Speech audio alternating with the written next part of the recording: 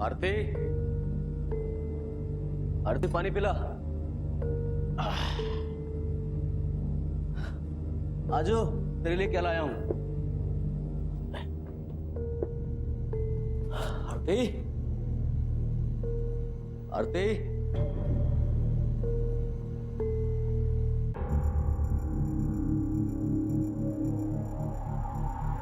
आरती भैया थे। आरती,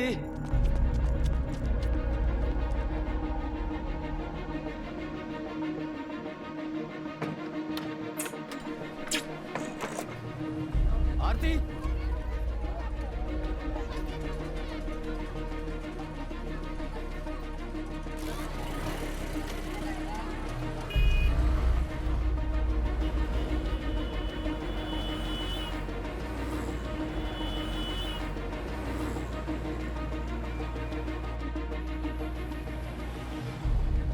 जिग्नेश भाई। अरे श्रीकांत भाई શું થયું? आरती को देखा क्या? आरती को यहाँ कैसे देखूंगा? नहीं नहीं, हो सकता है कि इधर से गुजरी हो तो आपने देखा हो तो। नहीं नहीं। अरे बात तो સાંભળો।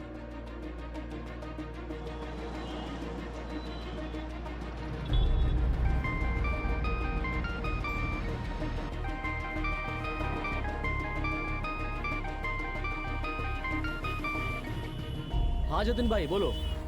अरे जतिन भाई 4 कलाक से ढूंढ रहा हूँ उसको। तो थोड़ा और ढूंढ लो ना श्रीकांत भाई। जतिन भाई मेरी कुछ समझ में नहीं आ रहा है, बहुत टेंशन हो रही है।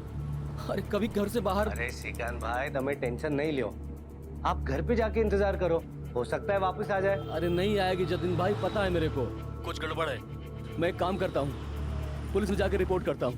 साहब आरती गोयल नाम है इसका। कितने साल की है? 19 देखने में छोटी लगती है। आप इसके क्या लगते हैं? जी काका, भतीजी है मेरी। किसी लड़के के साथ कोई चक्कर, आसपास कोई जान पहचान, कोई अफेयर, ऐसा कुछ? नहीं नहीं साहब, हो नहीं सकता है, वो ऐसी लड़की ही नहीं है। आपके साथ कोई कहासुनी हो गई हो, आपने डांट दिया हो और गुस्से में घर छोड़कर भाग गई हो, ऐसा कुछ? नहीं नहीं साहब, मैं क्यों डांटूंगा भला उसको, मैंने तो जिम्मेदारी ली है उसकी। वो साहब क्या है कि लड़की थोड़ी दिमाग से मतलब थोड़ा दिमागी बीमारी है उसको। वो जब से उसके पिताजी गुजर गए ना तब से। लड़की का फोन नंबर? हाँ साहब वो। देखिए फोन नंबर से उसके रिकॉर्ड्स मिल सकते हैं, उसे ट्रैक भी किया जा सकता है। हाँ साहब, पर वो फोन वापरती नहीं थी ना। तो आप उसको कांटेक्ट कैसे करते थे? लैंडलाइन पर है। लैंडलाइन से तो घर के अंदर कांटेक्ट होगा, घर के बाहर कॉलेज वगैरह भी तो जाती होगी। कॉलेज नहीं साहब, कॉलेज नहीं जाती थी ने। वो क्या है कि पढ़ाई में मन नहीं लगता था ना उसका, तो घर के काम करती थी। बहुत सीधी सादी लड़की है वो साहब, इसलिए बहुत डर लगता है मुझे। प्लीज आप कैसे भी करके उसको ढूंढ दीजिए, जैसे मिल जाए ना मेरे को फोन करिए, कभी भी कोई टाइम में मैं आ जाऊंगा। ठीक है, आप जा सकते हैं। जी सर।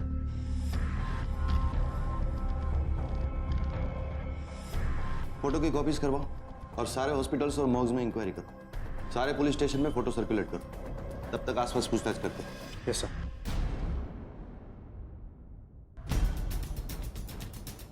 आई थी यह लड़की तो श्रीकांत भाई अपने साथ लाए थे। कब? 1.5-2 महीने हो गए होंगे।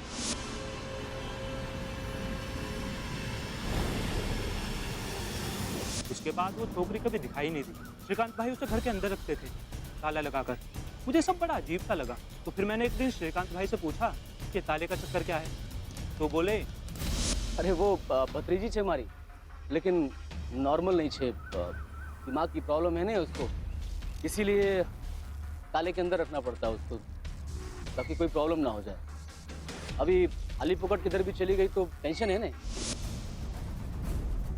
भागी गई, मुझे तो पहले ही पता था कि भाग जाएगी। क्यों? हाँ जयश्री बहन बोलो।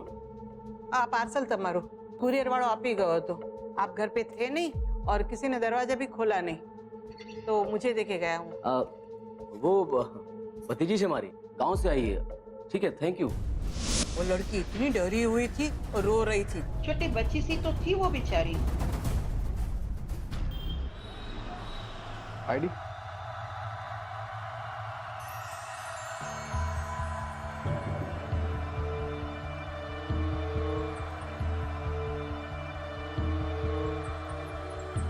ये आपके साथ ही रहेंगे? हाँ। नाम? सीमा गोयल। कोई आईडी? मैंने आईडी दी ना, आप इसी से काम चला लीजिए। ओके।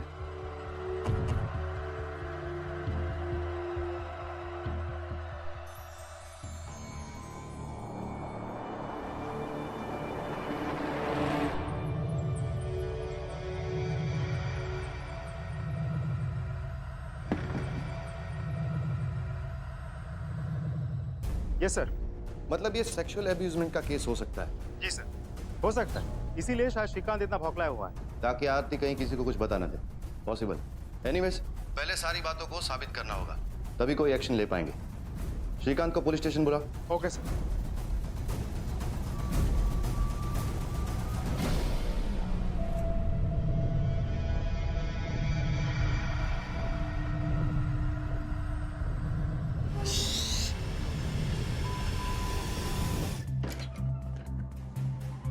सर, श्रीकांत का कुछ पता नहीं चल रहा है। आसपास के लोगों से? तो सबसे पूछताछ कर ली। जब से आरती लापता हुई, श्रीकांत अपने दुकान तक नहीं पहुंचा। सर, उसके घर के आसपास के लोगों से भी पूछताछ की, लेकिन किसी ने उसे नहीं देखा।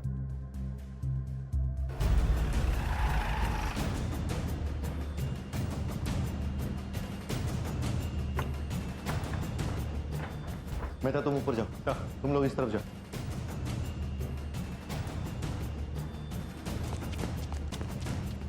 सर, ये देखिए, श्रीकांत के बाइक के पेपर्स। मतलब परमानेंट एड्रेस कहीं और का है। शायद श्रीकांत वहीं मिलेगा। चलो। Yes sir.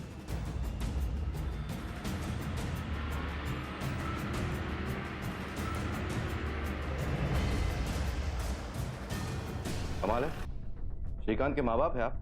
वो कहाँ गया, उसे क्या हुआ, आप कुछ नहीं जानते? मेरे को इसी बात का डर था। मैं तमने कीधु हतो कि एक बार फोन करके देखो। जो ये क्या हो गया? कया गयो मारो श्रीकांत? मतलब साहब, श्रीकांत से हमारा कोई कांटेक्ट नहीं। जिस दिन से वो उस लड़की को लेकर आया था। आसूच है, तूने लगन कर लिया हमारे बिना। अरे बापूजी, लगन करना थे ने, कर ली। अब हमें आप भी स्वीकार करो, अन्य आशीर्वाद दो। इस छोकरी की उम्र देखी है तो सिर्फ आधी उम्र की लगती है ये। तुम्हें जो करना था तुम कर चुके, लेकिन इसमें हम भागीदार नहीं होंगे। अरे जब लड़की को कोई प्रॉब्लम नहीं है तो आप लोगों क्यों हो रही है? अरे मेरे को इधर आना ही नहीं चाहिए था। माथा फिर क्या था मेरा जो राय में।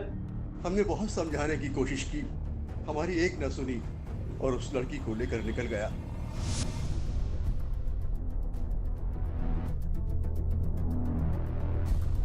यही वो लड़की है जिससे श्रीकांत ने शादी की थी? हाँ जी। इसी से लगन किया था श्रीकांत ने। तो फिर श्रीकांत ने हमसे झूठ क्यों बोला कि आरती उसकी पत्नी नहीं भतीजी है? आरती गोयल नाम है इसका। कितने साल की है? 19 आप इसके क्या लगते हैं? जी काका, भतीजी है मेरी। शायद लड़की उम्र में छोटी है, इसलिए हमें आरती के घर वालों से भी पूछताछ करनी होगी।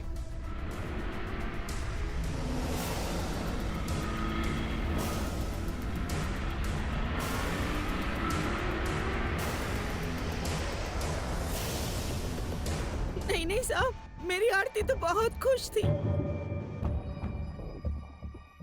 उसकी शादी हमने धूमधाम से करवाई थी। उसकी शादी आपने करवाई कैसे? वो तो बहुत छोटी थी ना। आंसू बात करो छो साहब, मारी छोकरी तो 19 वर्ष नहीं आती। कोई सबूत है आपके पास इस बात का? हाँ साहब, जा तो निकला और शपथनामा तो ले आओ तो जाई ने। साहब ये देखिए एफिडेविट। Birth certificate? गांव देहात में कहाँ होता है ये सब? कौन सा स्कूल में पढ़ती थी आपकी बेटी? साहब उसको पढ़ाई लिखाई में कोई रुचि नहीं थी। ठीक है, हम बाद में आते हैं।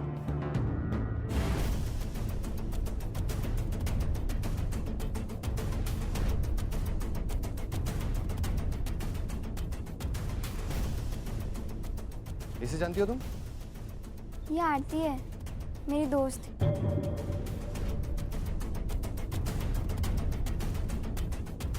मैं, आरती और मृदुला। पक्का? आरती से कोई बात नहीं हुई थी तुम्हारी? नहीं सर, उसकी शादी के बाद उससे कुछ भी बात नहीं हुई थी। क्या उम्र है बेटा तुम्हारी? 15 साल। इस पहेली में कई सवाल जुड़ते जा रहे थे। क्या आरती की असली उम्र के रहस्य का उसकी गुमशुदगी से या श्रीकांत के लापता होने से कोई संबंध था? क्या श्रीकांत वाकई गुमशुदा था या फिर पुलिस उसके द्वारा आरती पर किए गए जुल्मों के बारे में जान गई है? इस बात की भनक लगते ही वो रफू चक्कर हो गया, या फिर सच्चाई इन सभी संभावनाओं से परे थी?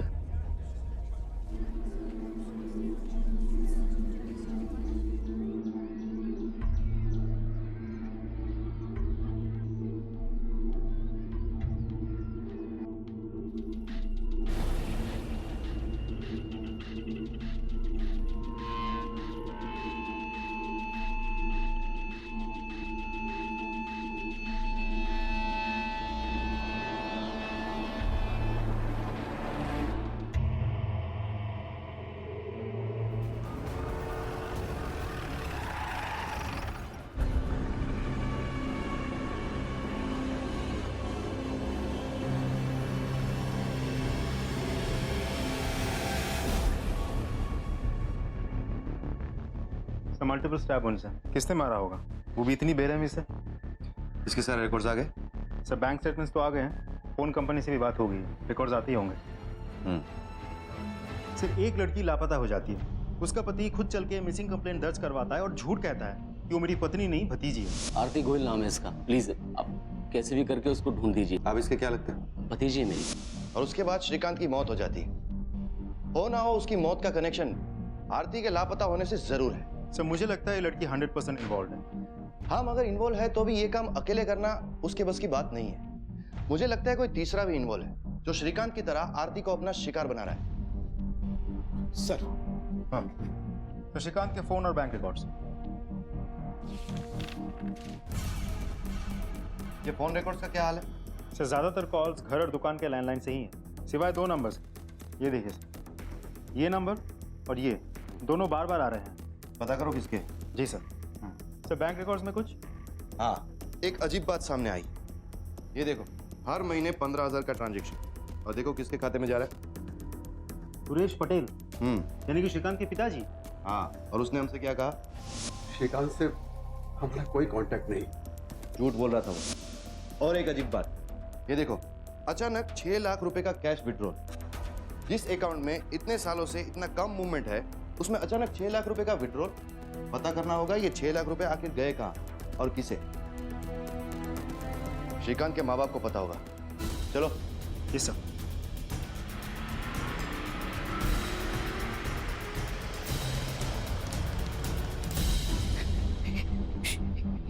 ये कैसे हो गया?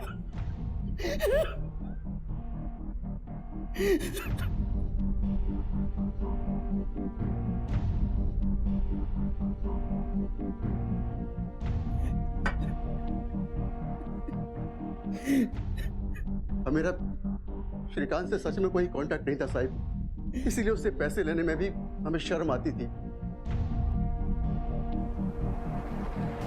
सर उन फोन नंबर्स के डिटेल्स आ गए हैं जिन पर श्रीकांत ने कांटेक्ट किया था। करेक्ट। किसका है? सर कोई जिग्नेश मेहता और जतिन धुमासिया का है। कोई एड्रेस? दोस्त हो तो फिर उसकी वाइफ को भी जानते होगे? हाँ, आरती भाभी ने। हाँ जानता हूँ ना। उन दोनों के बीच संबंध कैसे थे वो पता नहीं। हाँ, पर लास्ट टाइम जब श्रीकांत भाई दिखे थे तभी वो आरती भाभी को ही ढूंढ रहे थे। आरती को देखा क्या? आरती को यहाँ कैसे देखूंगा? नहीं, हो सकता है कि इधर से गुजरी हो तो आपने देखा हो तो। नहीं। आज सवारती साहब यही सोच रहा था कि श्रीकांत भाई का फोन नहीं आया अब तक। आखिरी बार जब आपकी बात हुई थी श्रीकांत से, क्या बात हुई थी? तू अंदर जाने आराम कर। हाँ साहब, लो ने पानी। Thank you. No thanks. शायद आपको पता नहीं साहब, आरती को मानसिक बीमारी है। श्रीकांत भाई का कोई कांटेक्ट नहीं।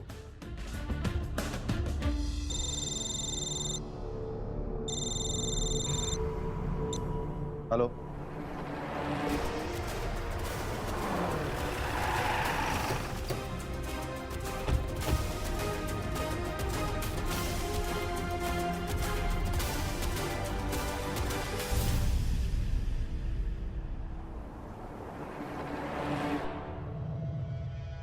कहाँ थे तुम इतने दिन?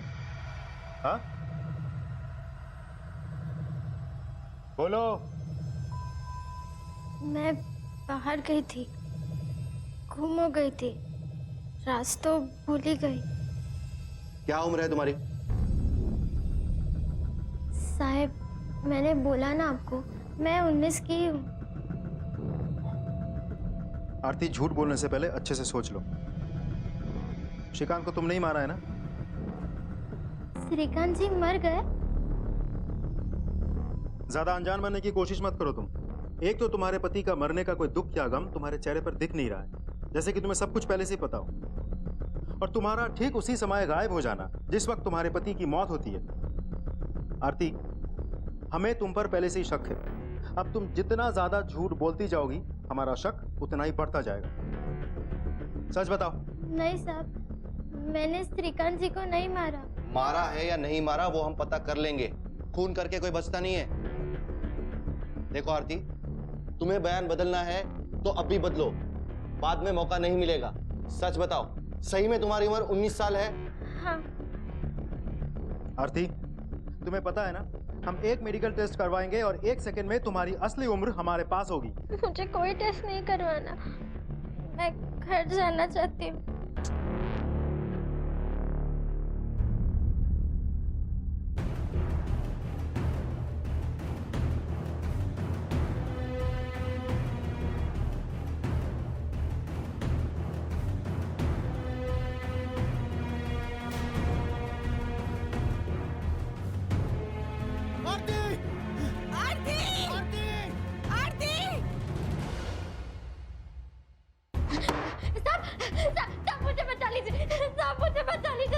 वो लोग मेरे साथ जबरदस्ती करते। साहब मुझे बचा लीजिए। देख आरती, बहुत है क्या? चुपचाप चल वरना नहीं होंगी मैं, जो करना है कर लो। क्या बोली? नहीं आएगी? हाँ? आंख दिखाएगी हम लोगों को? जबान लड़ेगी? चल चल चल।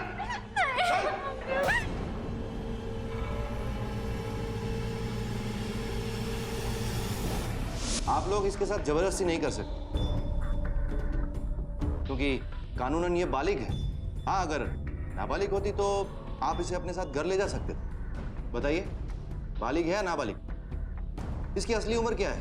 15, 16? सब 19 वर्ष नीचे, 19 साल की। फिर तो आपने इसके साथ कोई भी जबरदस्ती की तो जेल की सलाखों के पीछे होंगे आप, समझे? जाइए साहब, जाइए, हम इसे छुड़वा देंगे।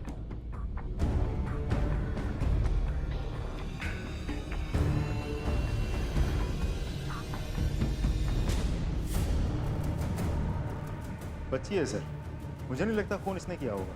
मेहता, जो दिखता है वो हमेशा सच नहीं होता। इस बात को तुम अच्छी तरह से जानते हो। आरती का बैकग्राउंड चेक करवाओ और जिस जगह से श्रीकांत की लाश मिली थी उसके आसपास के इलाके में इसके फोटोज को सर्कुलेट करो। हो सकता है कहीं पर किसी ने इसे देखा और इसे पहचान ले। किस?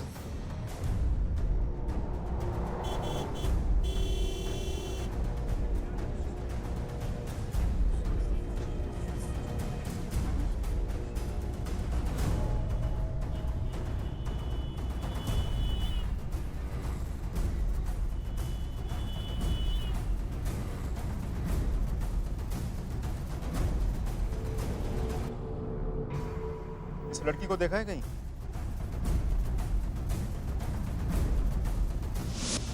हाँ सर, पास के होटल में ही आई थी और इसके साथ में एक लड़का भी था। उस लड़के की शक्ल देखी थी? हाँ सर।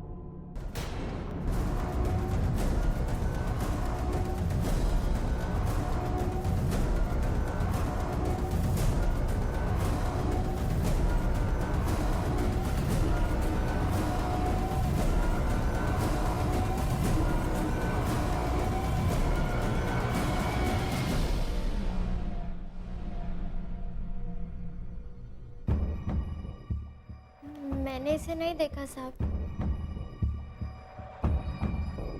आरती, झूठ मत बोलो। सच उगलवाने के बाकी तरीके भी आते हैं हमें। मेरे को नहीं पता, आप मेरे पे आरोप क्यों लगा रहे हो? आपको पूछना ही है तो कपिल भाई से पूछो ना। मैंने देखा था उसे श्रीकांत जी के साथ झगड़ा करते हुए। अरे लड़की है वो। लगन किया तूने उससे? लगन कोई इलेक्ट्रॉनिक मशीन नहीं है कि मन बदल गया तो वापस कर दो। देख, तुझे नहीं चाहिए तो बोल दे, मैं इसको वापस लेके जाता हूँ, लेकिन पैसे वैसे वापस नहीं मिलेंगे। अरे ऐसे कैसे नहीं देगा तू? मजाक समझा है क्या? पैसे भी तेरे, लड़की भी तेरी। अच्छा, लेकिन अब तक तो वो तेरे साथ ही थी ना। बोल, इतने दिन तो उसको वापरा कि नहीं वापरा? ये सब भी मुफ्त में नहीं होता है, चार्ज लगता है इसका भी। मेरे को सिखाता है तू? मेरे को सिखाता है? निकल यहाँ से, निकल। जा रहा हूं मैं, लेकिन तुझे छोड़ूंगा नहीं मैं, याद रखना तू। हाँ जा, जा रहा हूं। हाँ साहब, श्रीकांत भाई ने 6 लाख रुपए दिए थे मेरे को, पर आरती माटे नहीं। दहेज तो हम देंगे ना, उनसे लेंगे थोड़ी। वो क्या है ना साहब, मेरे को नवा धंधा स्टार्ट करना था, એટલે कैपिटल के नाम पर उन्होंने पैसे दिए थे मेरे को। घरनो जमाई छे ने, वो मदद नहीं करेंगे तो कौन करेगा? पर साहब, मैं वो पैसे उनको वापस देने वाला था। तुम्हारे साथ श्रीकांत का जो झगड़ा हुआ था उसका क्या? ना साहब, कोई झगड़ा वगड़ा नहीं हुआ था। मैं और श्रीकांत भाई तो पक्के दोस्त बन गए थे, वरना आजकल के जमाने में इतने पैसे कौन किसी को देता है? तो तुमने उसे नहीं मारा?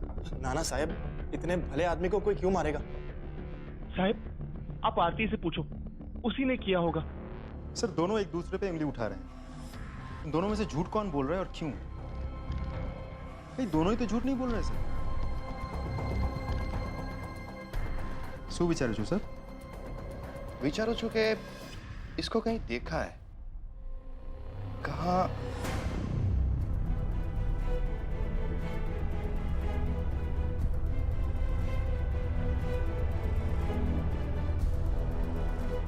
क्यों, अब गले से आवाज नहीं निकल रही तेरी? और आप, यही वो बेटा है ना जिसके घर लौटने पर आप हमें इन्फॉर्म करने वाले थे?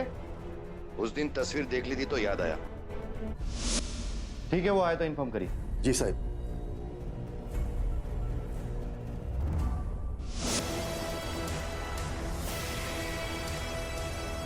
इतनी नफरत करता था तो श्रीकांत से? अपनी भाई के मौत पर जब माँ बाप शोक मना रहे थे तब तू गायब था।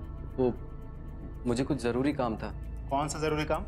काम से आरती का कोई लेना देना? देख, सच बता दे, वरना तेरे को इतना मारेंगे ना कि बजाय इसके तू अपने माँ बाप की सेवा करे, तेरे माँ बाप जिंदगी भर तेरी सेवा करेंगे, समझा? बोल, क्या कर रहा था आरती के साथ? मदद कर रहा था उसकी भागने में। श्रीकांत उसे बंद करके रखता था, मैंने घर के पीछे के दरवाजे का ताला तोड़कर उसकी भागने में मदद की। तू आरती से प्यार करता था ना, इसीलिए उसके साथ मिलकर श्रीकांत की जान ले ली? सर, ये क्या बोल रहे हैं आप? आपको क्या लगता है मैं श्रीकांत हूँ? सर, मैं इतना गिरा हुआ, इतना नीच इंसान नहीं हूँ कि एक छोटी सी लड़की के साथ। आपको मारना है ना मुझे, जितना चाहिए उतना मारो, लेकिन प्लीज सर, मुझ पे ये घटिया इल्जाम मत लगाओ। आरती, सच सच बताओ, तुमने विपुल के साथ मिलकर उसको मारा है ना, श्रीकांत को? क्या चल रहा था तुम दोनों के बीच? हम दोनों के बीच શું બોલું છું તમે? विपुल भाई ने तो मुझे उस राक्षस से बचाया है। वो शरीफ आदमी है साहब, ना वो मेरे बारे में कुछ गलत सोचेंगे ना मैं उनके बारे में। श्रीकांत ने मेरे साथ क्या क्या किया आपको नहीं मालूम साहब। अच्छा हुआ, सारू थी, वो मर गया। मेरी जिंदगी बर्बाद कर दी उसने, और आप मेरे पे शक कर रहे, विपुल भाई पे शक कर रहे। संदिग्ध अपने बयानों और स्पष्टीकरण से किसी तरह से पुलिस को गुमराह करने की कोशिश कर रहे थे। अब पुलिस के सामने 3 मुख्य संदिग्ध आए। पहला, आरती का भाई कपिल, जो लालच की वजह से पैसे लौटाने को तैयार नहीं था। दूसरा, श्रीकांत का भाई विपुल, जिसे श्रीकांत और उसके किए से सख्त नफरत थी। और आखिर में श्रीकांत की पत्नी आरती, जो श्रीकांत की दी हुई यातनाओं का बदला चाहती थी। लेकिन इसके बावजूद पुलिस के पास कोई ठोस सुराग नहीं था। इस गतिरोध के सामने तहकीकात घुटने टेकने ही वाली थी कि अचानक एक वारदात हुई।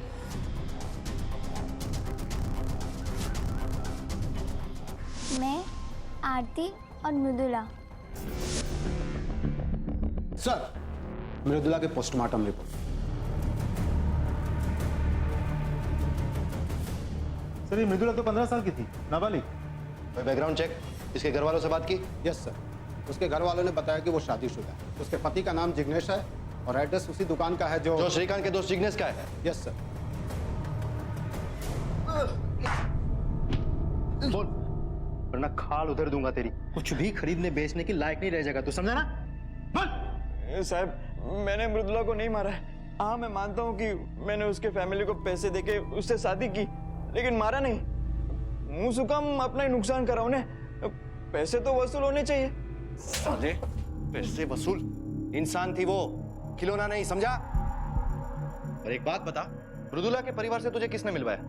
वो हमारे दोस्त है ना, उन्होंने भी उसी गांव की छोरी से लगन किया था। क्या नाम है उसका?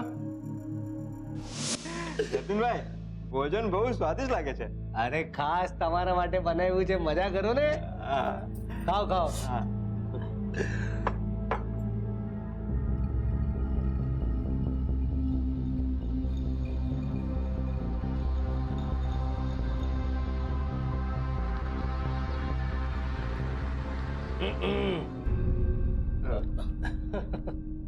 वैसे तुम दोनों को अब तक कोई घूरने वाली मिली है कि नहीं?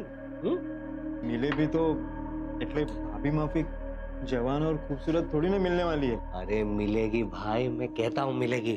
बोलो पैसा है? खूबसूरत, जवान, हर बात मानने वाली, एकदम मासूम, बस पैसा चाहिए बस। बोलो है? तो तूने पैसे देकर एक नाबालिग लड़की को खरीद ली? नहीं साहब, सोगन कहने कहूँ छू, मेरे को तो पता ही नहीं था कि वो नाबालिग है। उसके घर वालों ने तो वो बालिग होने का प्रमाण भी दिया था। कैसा प्रमाण? वो एफिडेविट। 27 अगस्त की रात को कहाँ थे तुम? साहब मैं तो घर पर ही था। साबित कर सकते हो? हाँ मतलब आप मेरी बीवी से पूछ लीजिए, हम दोनों घर पर ही थे, साथ में टीवी देख रहे थे। कहाँ है वो? लाओ। हाँ जी। अरे सांभड़, आई आओ तो।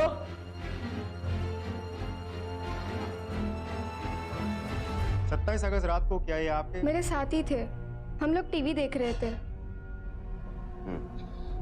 श्रीकांत और जिग्नेश ने तुम्हारे जरिए पैसे देकर शादी की?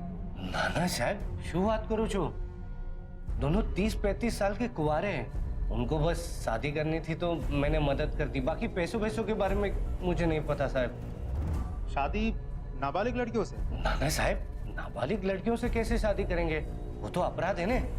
दोनों ने बालिग लड़कियों से ही शादी किया होगा। और तुमने? तुम्हारी बीवी भी दिखने में तो नाबालिग ही लगती है। साहब लगती है पर है नहीं, 20 वर्ष नहीं छे। मारी पास प्रमाण पत्र छे, लगन के पहले पूरी खातरी कर ली थी मैंने। दिखाओ जरा। अब जी।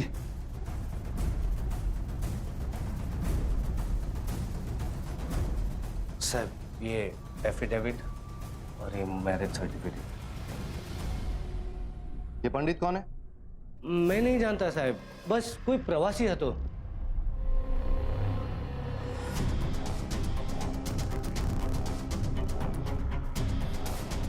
साहब ये एफिडेविट और ये मैरिज सर्टिफिकेट। साहब ये देखिए एफिडेविट। मिल गया रास्ता।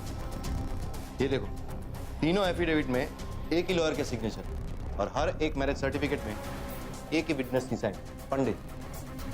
अब ये इत्तेफाक तो हो नहीं सकता कि हर एक मैरिज में एक ही राह चलता आदमी विटनेस बन गया। सर इतने सारे लोगों के साथ वही घटना है, घटनाओं के साथ जुड़े एक ही लोग, तो ये तो बहुत बड़ा है। रैकेट है। सही कहा तुमने। मैं आज सुबह ही आरती और मृदुला के परिवार के बैकग्राउंड को चेक कर रहा था। दोनों एक ही गांव से, दोनों के गांव में सालों से सूखा पड़ा हुआ है। दोनों के परिवारों में पिता ने सुसाइड किया हुआ है, फार्मर सुसाइड केस, मतलब आमदनी बंद। दोनों के परिवार पर कर्जा। अब ये कोई रैंडम घटना तो है नहीं, इन परिवारों को चालाकी से चुना जा रहा है। ये जो कुछ भी है उसके बारे में सिर्फ हमें एक ही इंसान बता सकता है, जो इतने समय से चुप है। आरती, हम सब जान चुके हैं ये बहुत बड़ा रैकेट है ना, जो तुम्हारे और तुम्हारे गांव के आसपास वाले गांव में चल रहा है। नाबालिग लड़कियों के परिवारों को पैसे देकर उन लड़कियों से शादी करना, झूठे दस्तावेजों द्वारा उन लड़कियों के नाबालिग होने का सच को छुपाना, हमें सब पता है आरती। बस एक सच जानना बाकी है कि श्रीकांत को मारा किसने। देखो आरती, अब चुप रहने से तुम बच नहीं पाओगे।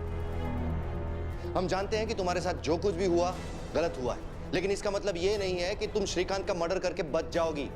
तुम्हारे साथ साथ विपुल को भी अंदर करेंगे, दोनों सड़ोगे जेल में बनने। हम जानते हैं कि तुम किसी से डर रही हो। किसका डर है तुम्हें? नाम बताओ उसका। मैं नहीं जानती। मैं बहुत डर गई थी क्योंकि जिस दिन मैं घर पहुंची थी उस दिन मुझे उसका फोन आया था।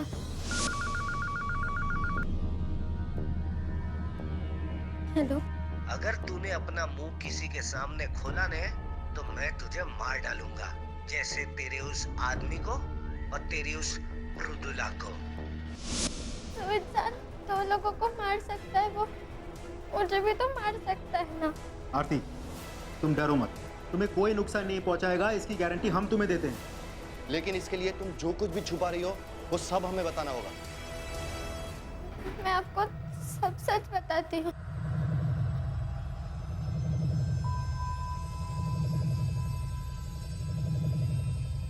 मेरी उम्र 15 साल है।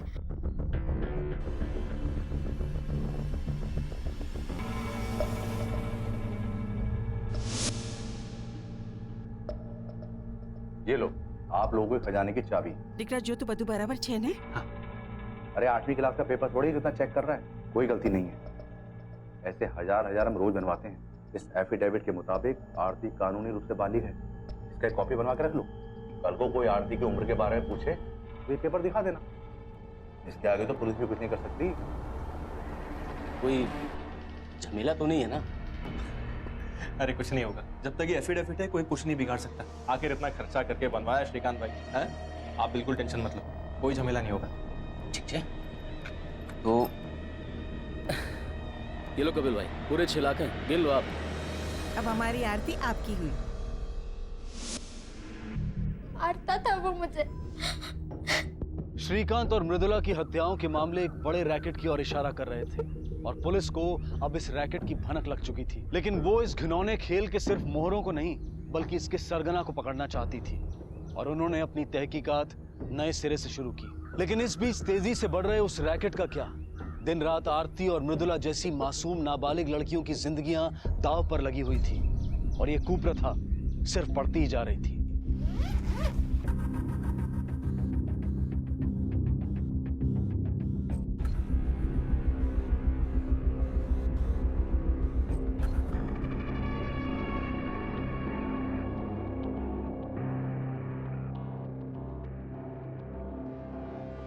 ओम मंगलम भगवान विष्णु, मंगलम गरुड़ाध्वज, मंगलम कुंडलिकक्षाय, मंगलाय तनोहरि स्वाहा।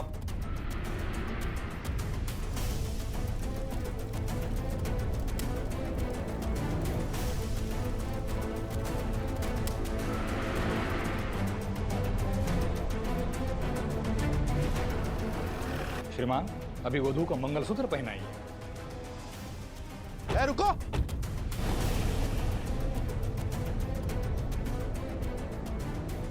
तेरे को विटनेस बनने का बहुत शौक है हाँ? और तुम लोग, लालच है तुम लोगों पर। अपने घर की लक्ष्मी को बेचने निकले हो तुम लोग। तुम्हें क्या लगा इन जाली कागजातों की आड़ में तुम लोग कुछ भी करोगे और बच जाओगे? तुम लोग जब इस कांड को अंजाम दे रहे थे तब पुलिस गेम ओवर की तैयारी कर रही थी। मुझे इस गांव के 14 से 18 साल के बीच की लड़कियों का डेटा चाहिए। उनके लिए अलग टॉलरेंस बनवाने का प्रपोजल है, तो संख्या तय करनी है। डेटाबेस मिल सकता है? जी हाँ, मिलेगा। Thank you. अब तुम लोग ऐसी जगह पर जाओगे जहां पर सिर्फ एक ही सौदा होता है, पुलिस के डंडे का सौदा। चलो चल। सूखे के कारण सभी किसान त्रस्त हैं। इस कारण से जब भी कोई किसान आत्महत्या करता था तो उसका क्रियाकर्म मैं ही करता था और इसी प्रकार उसके परिवार के बारे में मुझे पता चलता था। अगर सौदे की गुंजाइश होती पंडित मुझे बता देता, फिर हम खरीदार ढूंढने निकलते। खरीदार? हाँ? खरीदार? खरीदार ढूंढ। मैं था, एक मिनट। श्रीकांत के मुद्दे पर आ। सर वो आप लोगों के पास आने वाला था। हम सब ने उसे रोकने की बहुत कोशिश की लेकिन उसे किसी की नहीं सुनी। लेकिन मैंने श्रीकांत को नहीं मारा। मुझे ये भरोसा था कि ये मामला हम तक कभी नहीं पहुंचेगा। अरे डॉक्यूमेंट एकदम खरे थे, पैसे का लेन देन भी कैश हुआ था और एक दिन अचानक हमें पता लगा कि श्रीकांत की मौत हो गई। तो हमारे लिए तो अच्छा ही था ना। तुझे कैसे पता चला श्रीकांत पुलिस के पास जाने वाला था? क्या तुम्हारी बीबी मृदुला इस सारे रैकेट का पर्दाफाश करने वाली थी? हाँ। तुमने इसके बारे में किसी को कुछ बोला था? हाँ। किसे? आखिर पुलिस ने इस रैकेट से जुड़े लोगों को रंगे हाथों पकड़ा, लेकिन अब भी 2 गुत्थियां सुलझनी बाकी थी, श्रीकांत और मृदुला की हत्याएं, और यही इस तहकीकात की आखिरी मंजिल थी। पंडित, वकील और जिग्नेश इस मंजिल तक पहुंचाने वाले आखिरी पायदान थे, और इन तीनों की जुबान पर एक ही नाम था। लेके चलो इसे थाने। साहब मैं साचू कहूँ छू साहब, मैंने कुछ नहीं किया साहब। ये सारे लोग ना झूठ बोल रहे हैं सर, मैंने कुछ भी नहीं किया। ये तेरे ही फोन रिकॉर्ड्स है ना? तूने ही वकील को फोन किया था। अरे अजय भाई, आपके समझ में नहीं आ रहा है क्या? श्रीकांत पुलिस के पास जा रहा है, हमें उसे रोकना पड़ेगा। हमारे एफिडेविट एकदम पक्के हैं, हमारा लेन देन भी कैश में हुआ है, तो पुलिस से क्यों डरते हो? देखो अजय भाई, मैं आपको बोल रहा हूँ, श्रीकांत का आप कुछ करो वरना मैं कुछ करता हूँ। फिर हमने जिग्नेश से पूछा। मृदुला ने पुलिस को सारी सच्चाई बताने की ठान ली थी, और ये बात जिग्नेश को पहले से ही पता थी, और मृदुला के मौत से पहले जिग्नेश ने ये बात सिर्फ एक इंसान को बताई थी। अरे जिग्नेश 15 साल की लड़की है वो, थोड़ा सख्ती से पेश आना, उसे धमका डरा। किया जतिन भाई, नहीं मानती। कोई मतलब नहीं समझावी ने, अब मैं ही कुछ करता हूँ। आरती को डराने के लिए तुमने ही फोन किया था ना? सच सच बोलो, तुम्हारे फोन रिकॉर्ड से हमें ये भी पता चला है। देख, हमें पता है कि तूने ही दोनों खून किए, और जब हमें विश्वास हो जाता है ना, तब हम उम्र, आदमी, औरत कुछ नहीं देखते। तुम्हें भी नहीं छोड़ेंगे। अब बोल बोल। हाँ साहब, मैंने ही दोनों को, श्रीकांत और मृदुला दोनों को। मेरे मना करने के बावजूद भी वो लोग आपके पास आ गए, इसलिए मैंने उसे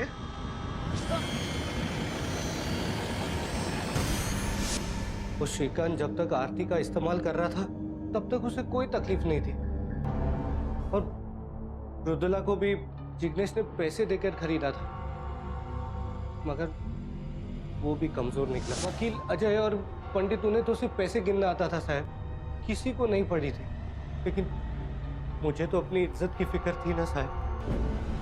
सौदा कर लिया ना, अब सड़ जिंदगी भर।